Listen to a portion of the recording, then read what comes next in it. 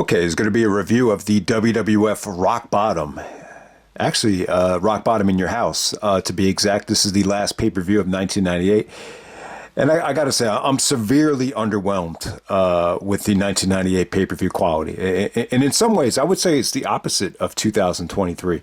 When you're talking about athleticism, match quality, good storylines, I think 2023, was pretty damn good in terms of the premium live events, pay-per-views, whatever you want to call them. But I think in 98, it was almost like the opposite. You had these really, severely lacking undercards and pay-per-views as a whole. But for whatever reason, the excitement level when you get to Raw was astronomical. And in 2023, it's pretty much the opposite. Like, I don't think a lot of people look forward to watching a 3-hour Raw. And I don't think a lot of people look forward to staying up on a Friday night to sit through another 2-hour SmackDown. But in 1998, it would be the total opposite, though. Like, I think, every single television taping, whether it's a Sunday Night Heat or a Raw, it was like a must-see event. And I've said this before, it almost felt like the pay-per-views were, a kind of a measuring stick to set up the Monday Night Raw, looking back on it. But man, Rock Bottom 98, I did not like this show. Obviously it hasn't aged well, is a statement, used time and time again with 1998, but this would definitely be an example of that. I thought the Over the Edge undercard was severely lacking, but that main event is so good that I think Austin and Dude Love, save Over the Edge from being in contention for worst pay-per-view of 98. I thought No Way Out was pretty bad. No Way Out was really, a dreadful show to sit through, some of the worst stuff of the year on that show. But yeah, Rock Bottom is up there too.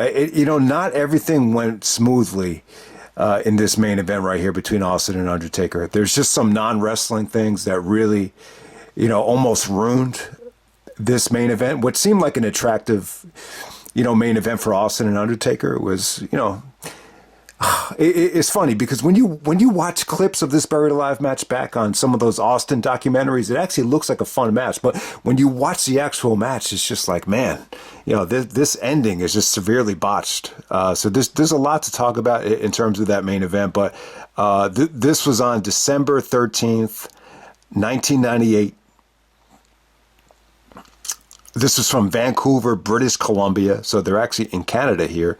This is actually where they filmed Rocky IV. I always say I want to review Rocky IV for Christmas, but, it's funny. They filmed Rocky IV up in Vancouver. It actually was not Russia, but, there's actually a, director's cut of Rocky IV that just came out a couple years ago where it feels like a totally different movie. So I think I'll touch on, both versions down the road instead of doing or rushing out another review for this, loaded holiday season where, we're just trying to get so many, playlists done.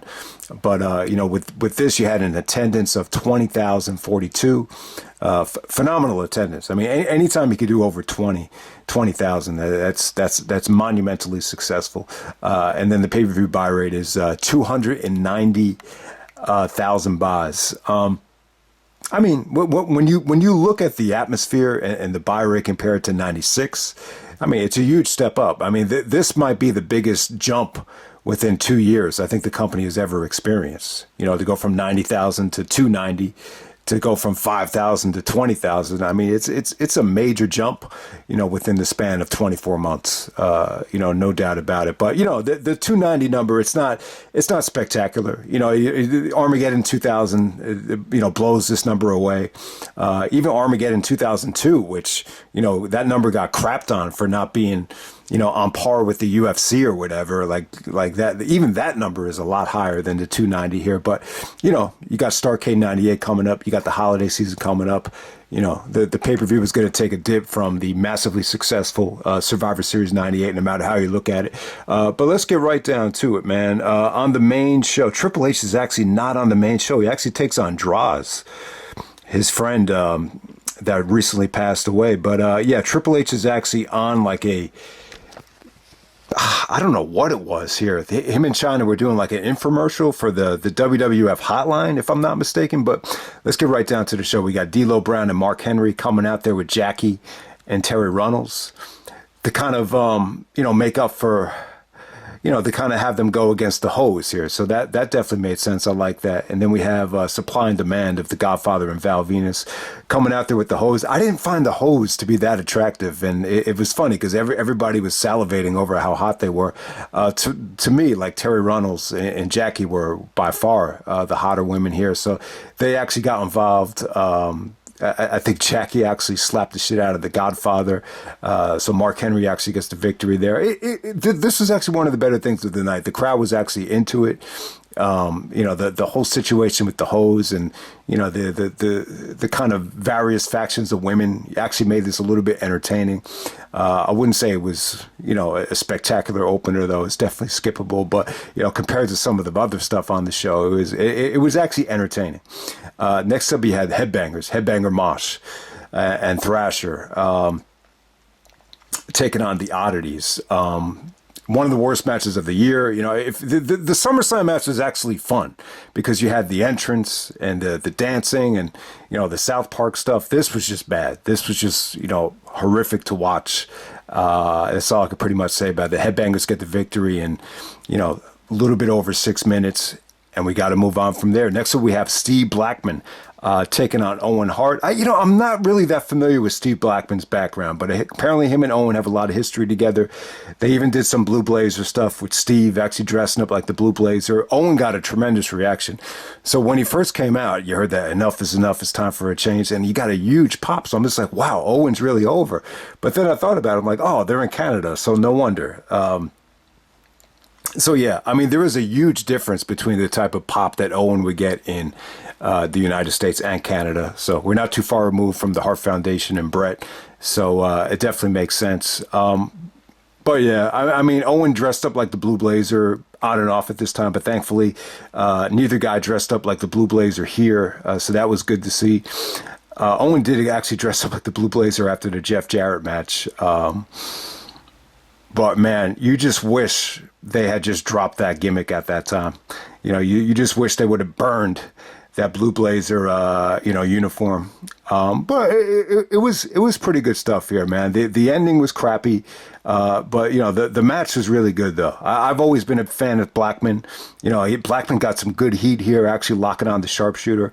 I got to say Owen was over, but by 98, I wouldn't say Owen was, at the top of his game in his prime at this time. But, the match was fun.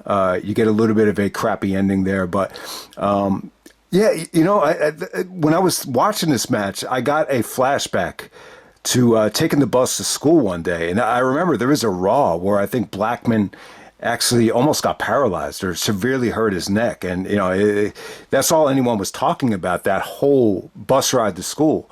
But I think that must have blown over quick. So that was probably a false alarm. Nowhere near as bad as the Draws getting paralyzed or anything like that. But, yeah, sadly, this is probably the, one of the best matches of the night. I'm not going to say it's the best match, but definitely one of the top 2 or 3. All right, next up we have The Brood. We got Edge and Christian teaming up with Gangrel. Edge has always been very proud of his association with the Brood. He even saw it at WrestleMania this past year with the entrances and, the blood and the vampire and the Russell Crowe stuff. So you get to see the Brood in a trios match against the Job Squad, the J.O.B. squad, which is pretty clever. It's kind of like inside stuff. It's almost a little bit like, mind-boggling that they would let them name themselves the Job Squad because, my interpretation of it was they didn't know what the fuck to call themselves, so let's just call ourselves jobbers. Jerry Lawler's interpretation was that they suck in the ring or they suck at sports entertainment, so they need to find a job. So I don't know. I took it the opposite way. I just took it as, they just don't give a shit. That's kind of the interpretation I gave it. But you got Al Snow, Bob Holly, and Too Cold Scorpio coming out there with Head. I thought the match was actually kind of fun. I didn't think it was bad. I thought Scorpio looked good. Scorpio almost got the victory here. It's almost stole the victory with the moonsault while everybody, was out of the ring. Christian actually gets the victory with the Prettier. Edge actually had some good moments here. He always tried to do that Undertaker dive, over the top rope. And he actually did it here. I think he actually, used Christian for leverage to jump off Christian's back. But yeah, Edge even said that Taker should never be able to do that because I have trouble with it, and he's right about it. Like he just it's a difficult move to pull off, but it just makes you appreciate how friggin' athletic Undertaker is to be able to do that without even jumping off anybody.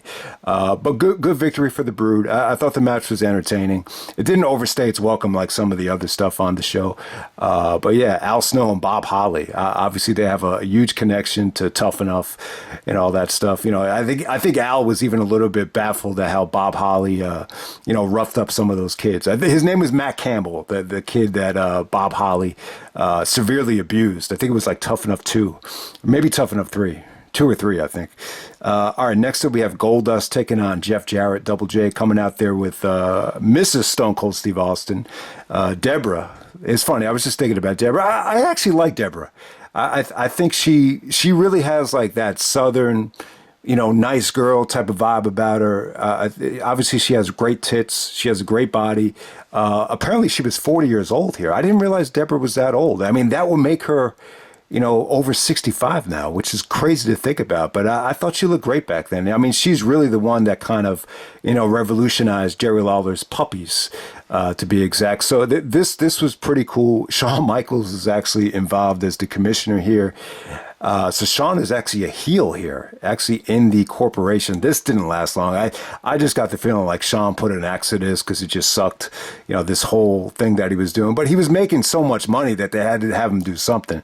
So this is Goldust and Jeff Jarrett. Jarrett actually did give Goldust the job in TNA when he was Black Rain.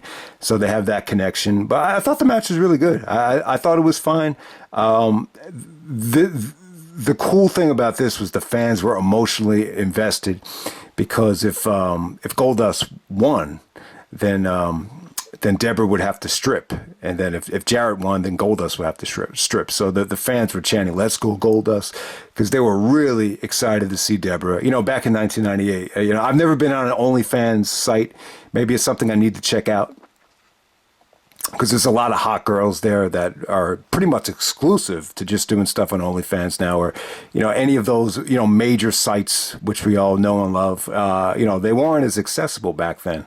The only way to see naked women was to illegally sneak into the video store in the back and get it on VHS or whatever back in 1998. So, yeah, a lot of horny guys probably wanted to see Debra strip, and they did get it thanks to Shawn Michaels. I thought the match between Goldust and Jarrett, it was pretty fun. Debra actually used the guitar, so Jarrett actually won behind the referee's back. But then good old HBK, the commissioner, came out and reversed the decision. He referenced the WWF rulebook, which he also referenced at WrestleMania. So technically Goldust won the match via disqualification. So Debra had to strip. She was reluctant at first. She didn't want to do it. But as soon as she started stripping, like she really got into it. It's almost like it made you think like maybe Debra and Shawn had something going on. I mean, Shawn was like, stuffing, $100 bills in her cleavage. So the whole time I'm thinking, man, how does Austin feel about this? So I'm not even sure if Austin, started dating Debra at this time, but you would think you don't see Sonny on the show. I mean, you don't see Sable. So, maybe Shawn, I think Shawn was actually married at this point, but he wasn't a born again Christian. So who knows? Maybe he made a move on Debra later on in the night. I would highly doubt it. But yeah, the fans went home happy.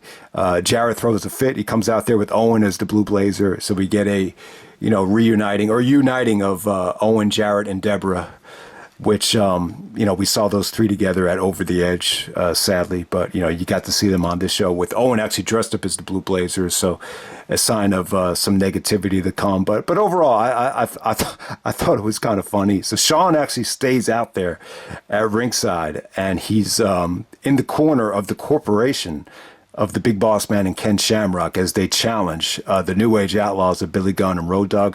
Yeah, this match sucked, man. I got to say, this was arguably the second worst match on the show, maybe the worst, because it was just so friggin' long. I mean, Boss Man just was never impressive, in this heel persona.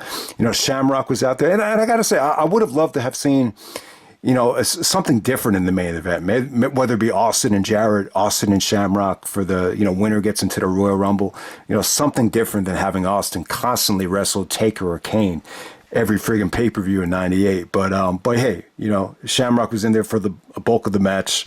just non-impressive stuff. Just a lot of isolations on Road Dogg. Eventually, Billy Gunn did get the hot tag. I thought Billy actually did look good. Billy at the time, if you give him a hot tag and, he has to, wrestle in short spurts, he's a hell of an athlete, and he was able to show it here. But yeah, Shawn is just like poking at the New Age Outlaws with foreign weapons. And it just didn't seem like natural. It just seemed forced. Why the fuck would Shawn Michaels even care at this point? But hey, like I was saying, he's making a lot of money to sit on the bench, and you got to give, Vince credit. Vince wouldn't have done this for probably anybody else. That's probably one of the perks of, the Montreal Screwjob was, they really took care of Shawn Michaels, for that whole time, even though he wasn't really wrestling. But yeah, Billy Gunn was able to counter, Shawn Michaels holding his leg, and was able to flip it and actually pin, I believe it was Shamrock, for them to retain the belts. But yeah, another not so impressive performance from the New Age Outlaws. But I'd be lying if I said that the New Age Outlaws weren't over from the entrance and the intros and all that stuff. All right, so next up we have the WWF Championship. We got The Rock defending the belt against Mankind. So yeah, this is The Rock's his pay-per-view, man. It's called Rock Bottom. I said this back during Degeneration X. Like, I thought it was always cool how, you leave the in your house open to have that flexibility. Obviously, they fucked it up with It's Time with the Vader thing, because Vader wasn't even on that show. But if you can name the show after someone that's getting hot, like a Rock Bottom or a Mind Games or a Cold Day in Hell, I think that's pretty cool. So the Rock gets his own pay-per-view. He actually opens up the show in a restaurant, talking about how every single in your house is going to be called the Rock's house, and this is the Rock's pay-per-view. This is the first of many, of pay-per-views with The Rock headlining. But the funny thing is, Rock is not even in the main event of his own pay-per-view. So it's just weird, because it shows you the discrepancy between Rock and Austin at this point in '98. But it was a huge match for The Rock. Yeah, he was getting hot. Even when The Rock came out, they're in Canada. For whatever the reason, The Rock was even more over in Canada, even though he's not Canadian. It's just the way it is. The pop that he got at Breakdown was huge, which was in, I think, Ontario. And this one as well. Foley was still using the old Mankind song, but I'll tell you what, this is an example, and you've seen it time and time again. The bad example I'm going to use here is Angle after he won the belt from Big Show at Armageddon 2002. I wish I could think of another example, but a lot of times when you have a brand new heel that just sold out and won the belt, the very next title defense, if you notice, everything is just targeted into making the babyface like that much stronger. And, with an Angle situation, he wrestled Benoit in a non-title match, and Benoit just beat the shit out of him for 10 minutes. It was no Angle offense. Benoit just totally destroyed him for 10 minutes, and it ended up being a DQ or whatever. Same thing with this. Foley, this is great character development for him. He had like this little hut in the middle of the building, and Vince is trying to negotiate with him about the match. There's actually a contract, and Foley's trying to get Vince to agree that he didn't submit at Survivor Series because he didn't tap out, he didn't get pinned. So they have this whole contract situation. You have Foley actually accusing Vince of not having any testicular fortitude. So you got a lot of good pre-match stuff here. Vince got amazing heat. I'll say this about Vince. I think in '98, I don't think it was the best mic work of his career. I think he got better, going into 2001 to 2003. I think that was the best Vince ever was on the mic. But in terms of being hated and not likable, I think Vince in '98 is like one of the most, unlikable guys you'd ever want to meet. I think the match as well, it really kind of, planted the seeds, for a lot of the hatred between Shane McMahon and The Rock. Shane accidentally hits The Rock with the steel chair, almost costs him the match. So, so you could see a little bit of the animosity between Rock and Shane. Not necessarily growing, but being planted. So I'll definitely say that. But yeah, I mean the pre-match stuff was cool. Just the way Vince was making fun of Mick for actually having a hole in his pants. I thought was pretty funny as well. Like that's the kind of thing about Foley. He's never been afraid, to make fun of himself. He's never been afraid to admit that he, scratches his ass while he sits on the couch, and he could have fun with Vince making fun of his ring attire. So I thought that was pretty fun. So the match isn't great. It's overbooked. It almost feels like the same kind of match that they had at Survivor Series 98, but it's still fun though. You still see the chemistry. You still see The Rock, trash talking on commentary, spitting the water, the table bumps, the interference from the corporation. It was all there. It was just a fun match. The near fall with Mankind actually, almost pinning The Rock after the Shane chair shot got a huge pop, got a huge reaction.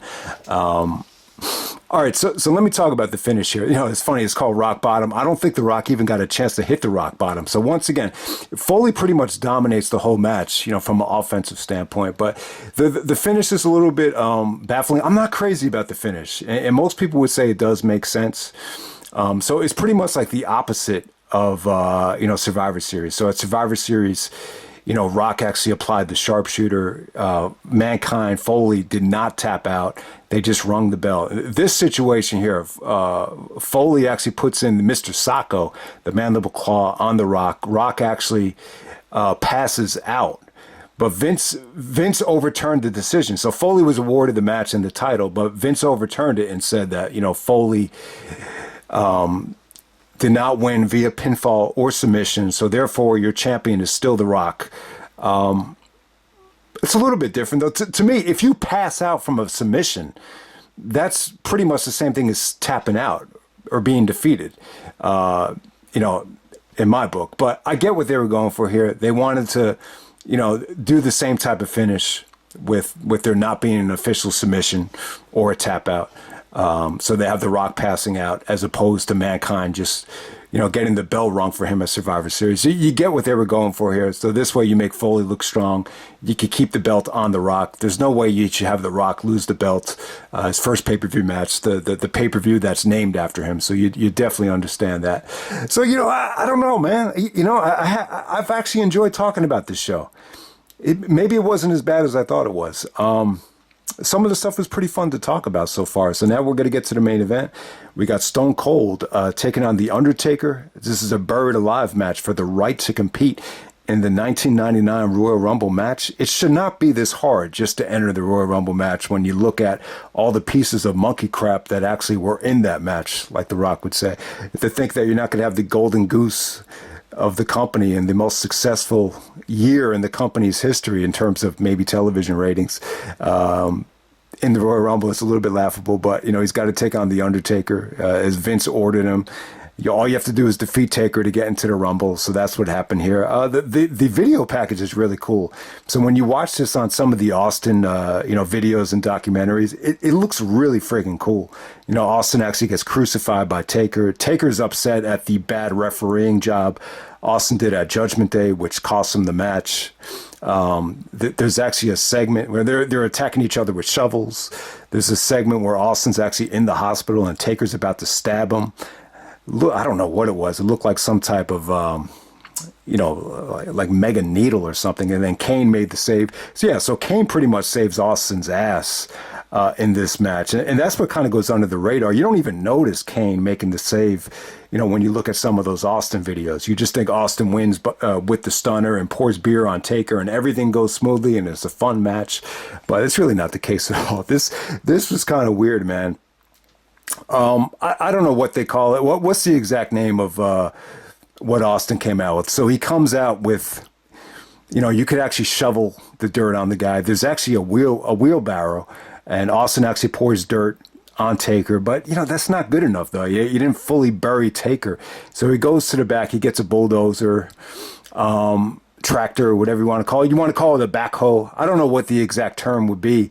But, yeah, when they came out with this truck, the guy operating the truck just couldn't. He didn't know how to do it, or the tractor was just in such bad shape. It looked crappy, man. It didn't look anywhere near as new as the one from Survivor Series 2003, which looked brand new. This looked like it was all rusted. It looked like it was broken down.